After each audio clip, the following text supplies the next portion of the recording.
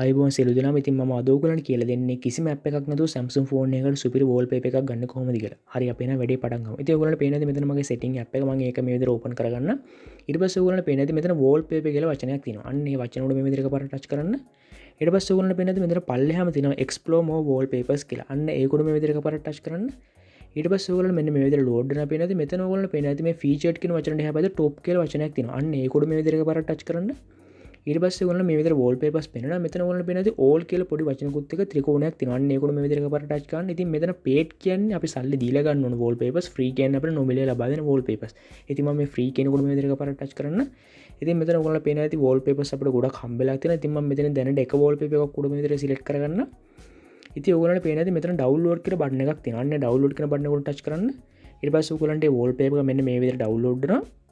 ඉතින් ඒ වුණාට ඒ විදිහට ඩවුන්ලෝඩ් වුණාට පස්සේ ඔයගොල්ලෝ මෙතන ඇප්ලයි කියලා බටන් එකක් තියෙනවා. අන්න ඒක උඩ මේ විදිහට එකපාරට ටච් කරන්න. ඉතින් ඔයගොල්ලෝ මේ විදිහට ඒ වෝල්පේපර් ඇප්ලයි කරගන්න පුළුවන්. ඉතින් මම තවත් මේ වගේ සුපිරි වීඩියෝ එක හම්බ වෙන හැමෝටම සුබ දවසක්.